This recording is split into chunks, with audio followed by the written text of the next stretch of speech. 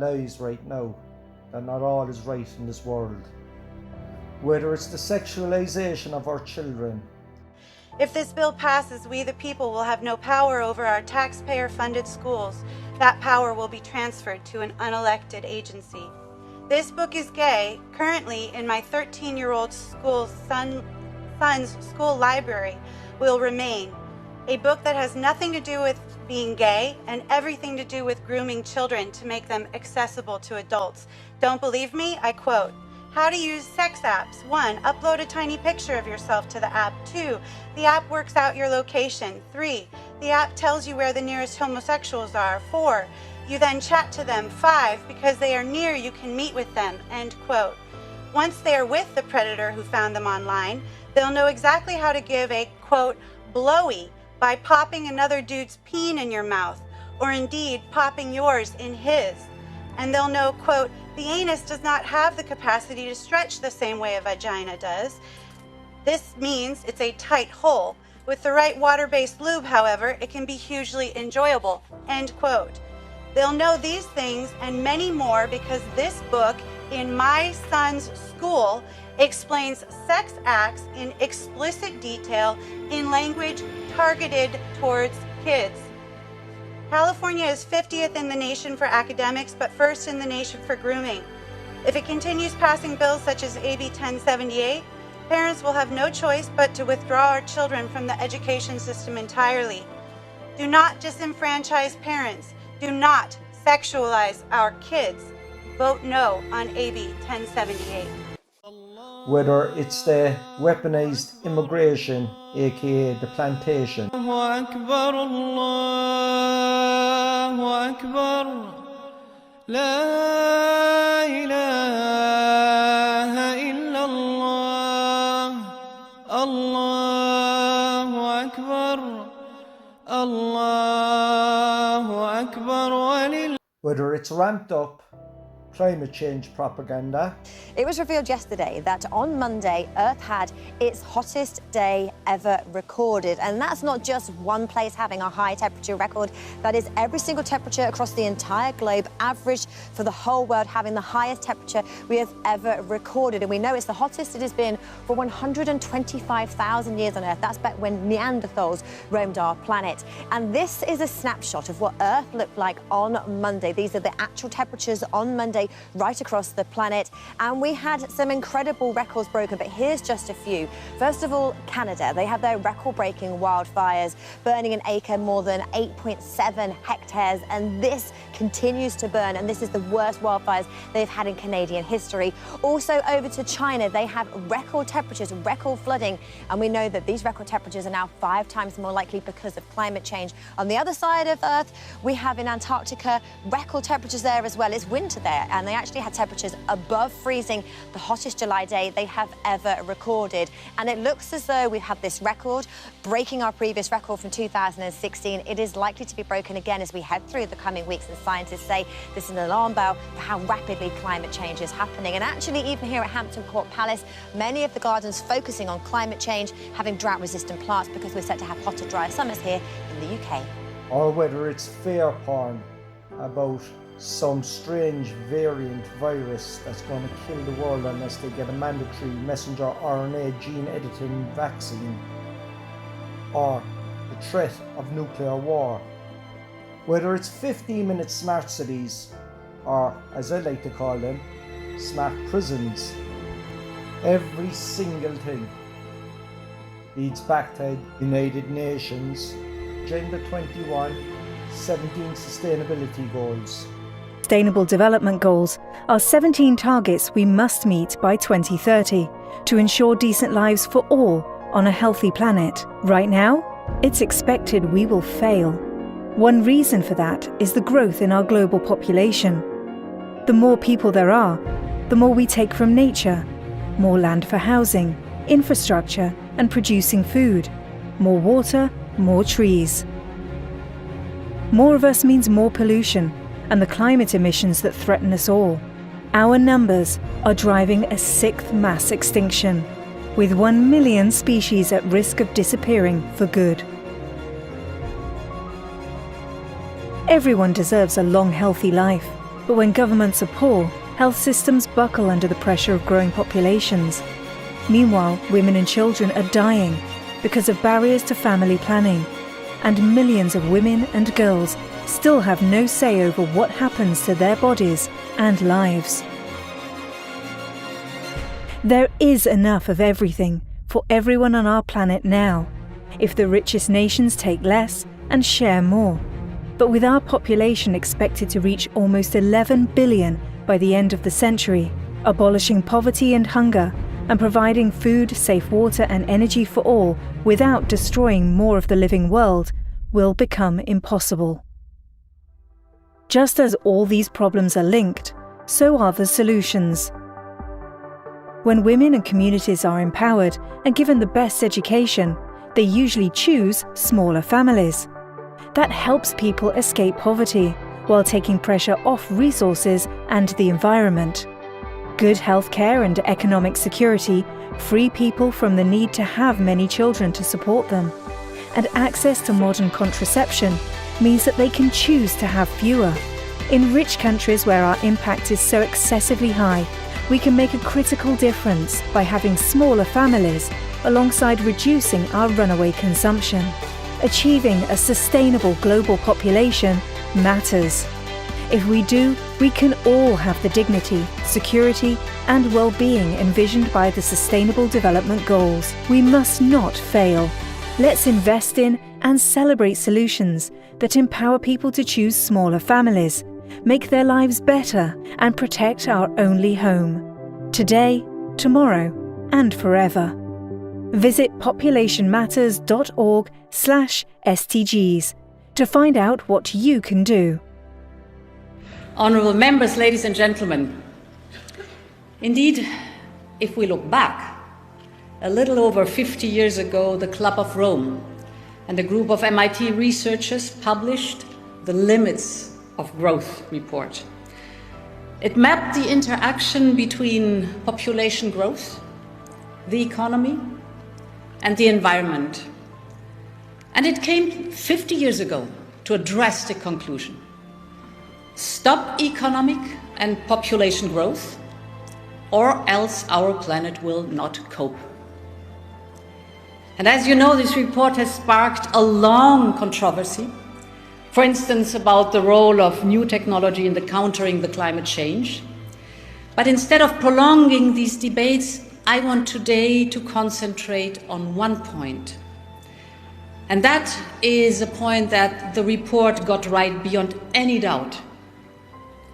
And that is the clear message that a growth model centered on fossil fuels is simply obsolete.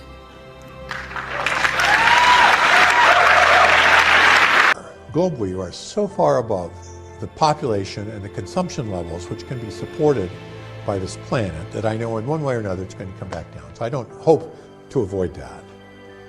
I hope that it can occur in a civil way, and I mean civil in a special way, peaceful. Peace doesn't mean that everybody's happy, but it means that conflict isn't solved through violence, through force, but rather in other ways. And so that's what I hope for. That we can, I mean, the planet can support something like 1 billion people, maybe 2 billion, depending on how much liberty and how much material consumption you want to have. If you want more liberty and more consumption, you have to have fewer people. And conversely, you can have more people. I mean, we could even have 8 or 9 billion probably if we have a very strong dictatorship, which is smart. Unfortunately, you never have smart dictatorships. They're always stupid. So, but if you had a smart dictatorship and a low standard of living, you can have it. But we want to have freedom and we want to have a high sentence. So we're going to have 1 billion people. And we're now at 7, so we have to get back down. I hope that this can be slow, relatively slow, and that it can be done in a way which is relatively equal. so that people share the experience, and you don't have a few rich, trying to force everybody else to deal with it. So those are my hopes. I mean, these are pretty pessimistic hopes, but that's what lies ahead. Think about the impact on something like public health. When we invest in clean energy and electric vehicles and reduce population, more of our children can breathe clean air and drink clean water. I don't want to sound like a fatalist, because I'm not. I'm absolutely convinced that ultimately the principles of freedom shall prevail. I know that that will happen. I may not live to see it. I won't live to see it. But truth cannot be extinguished. And our great society promotes the discovery of truth, not the suppression of it. And those of you who are involved in the climate change issue know that it is the goal of the international community, those who believe in the Rousseau socialist philosophy of governance. It is their chief objective to suppress truth in order for the propaganda to prevail that supports their power. As you said, that strap in, tighten your seatbelt. It's going to be crazy.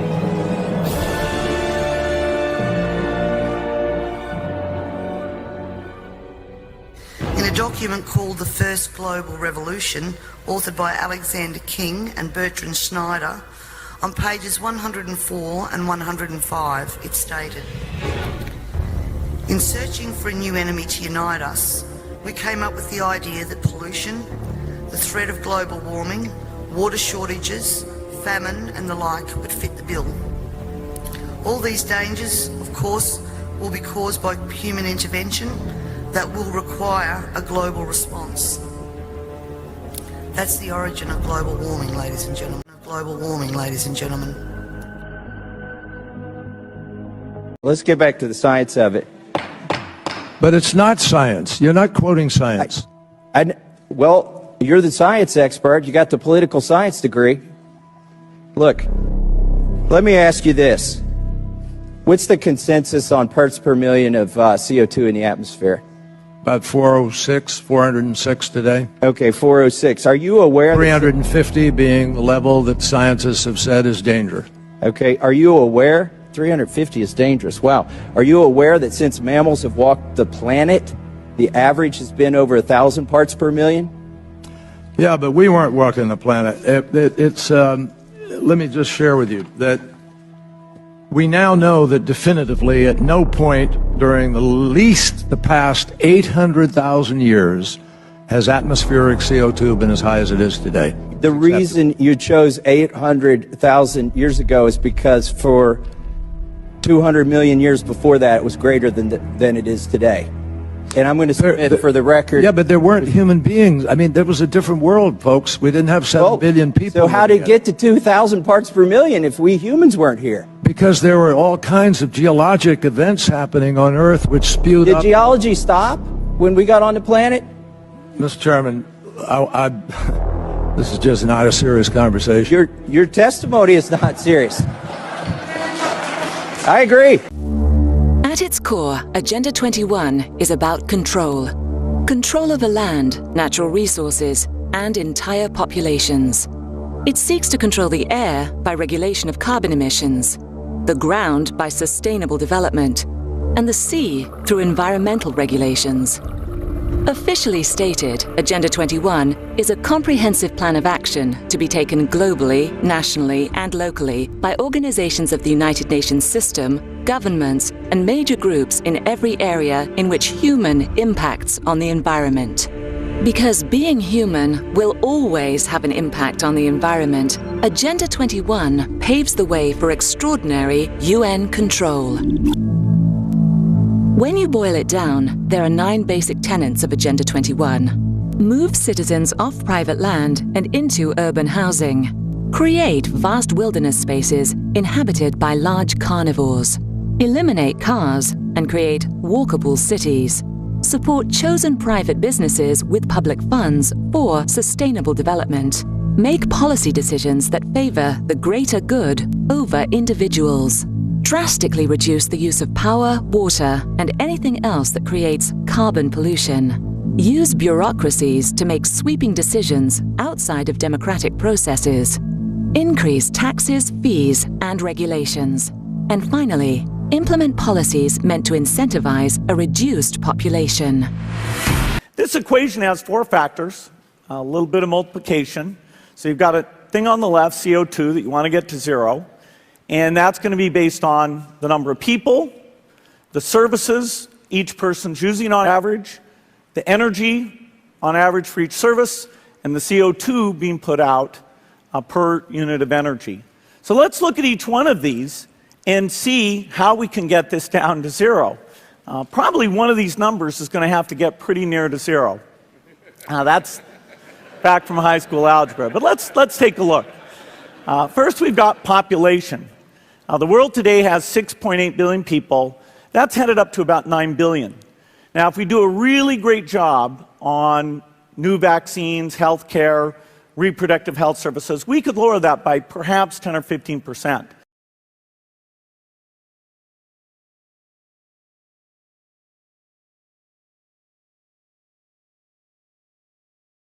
Finally, implement policies meant to incentivize a reduced population. The Earth just cannot handle the sheer number of humans who live here. Something has to give.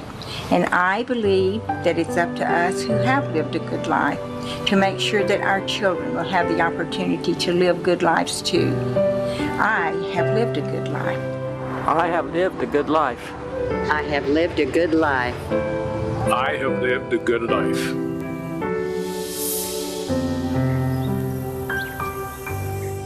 Finally, implement policies meant to incentivize a reduced population. Every year, millions of imperfect babies are born, destined for a life of struggle and hardship. But it is the rest of us who pay the ultimate cost. Billions of dollars that could be used to better society are instead wasted on the malformed. There must be a better way, and there is. Agenda 21 is coming soon. Finally, implement policies meant to incentivize a reduced population. For millions of years, this lake thrived. But now it is dying. Poisoned by humans who put themselves above nature. It's time to stop the killing. It's time to heal our planet. Finally, implement policies meant to incentivize a reduced population. It's time to remove your footprint. Agenda 21 is coming soon. Controlling our every impact on the environment means controlling every aspect of our lives. What we eat, how we travel, where we live, how we live. But no is still an option. In our obsession with antagonisms of the moment, we often forget how much unites all the members of humanity. Perhaps we need some outside universal threat to make us recognize this common bound. I occasionally think how quickly our differences worldwide would vanish if we were facing an alien threat from outside this world. And yet, I ask you, is not an alien force already among us? What could be more alien to the universal aspirations of our peoples than war and the threat of war? We have before us the opportunity to forge for ourselves and for future generations a new world order, a world where the rule of law, not the law of the jungle, governs the conduct of nations. When we are successful, and we will be, we have a real chance at this new world order, an order in which a credible United Nations can use its peacekeeping role to fulfill the promise and vision of the UN's founders.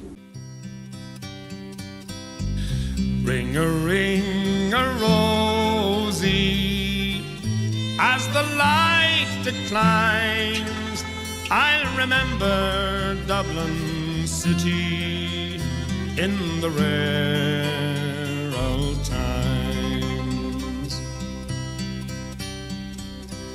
Raised on songs and stories, heroes of renown, the passing tales and glories that once was Dublin town, the hallowed halls and houses, the haunting children's rhymes that once was Dublin city in the rare old times. Ring a rosy, as the light declines, I'll remember Dublin city in the rare old times. My name it is Sean Dempsey, as Dublin as could be, born hard and late in Pimlico, in a house that ceased to be. By trade I was a cooper, lost out to redundancy, like my house that fell to progress, my trade's a memory. And I courted Peggy Dignan, as pretty as you please, a rogue and child of Mary, from the rebel liberties. I lost her to a student chap with skin as black as coal, when he took her off to Birmingham, she took away my soul. Ring a rosy, as the light declines, I'll remember Dublin city in the rare old times.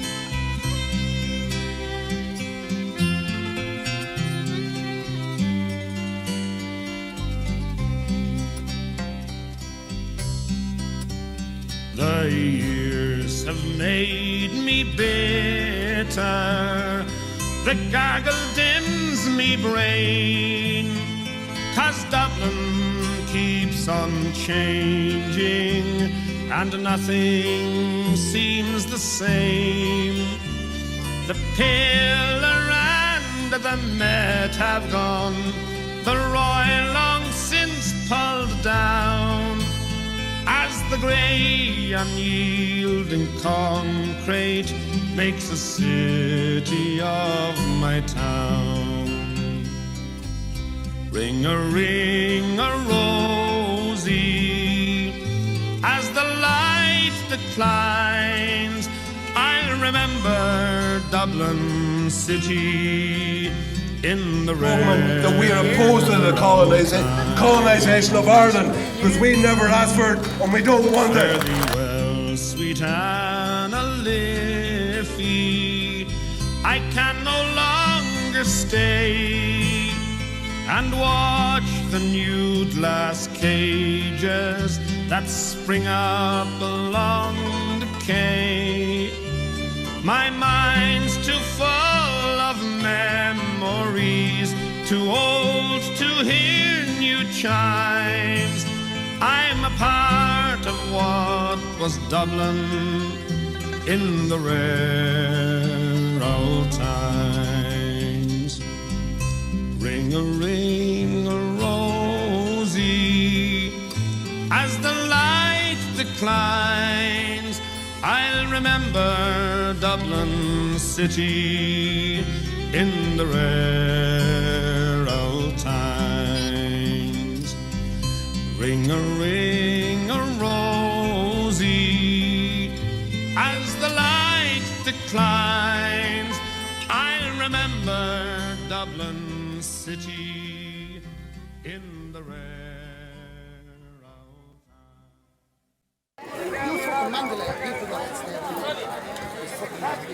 There's our answer.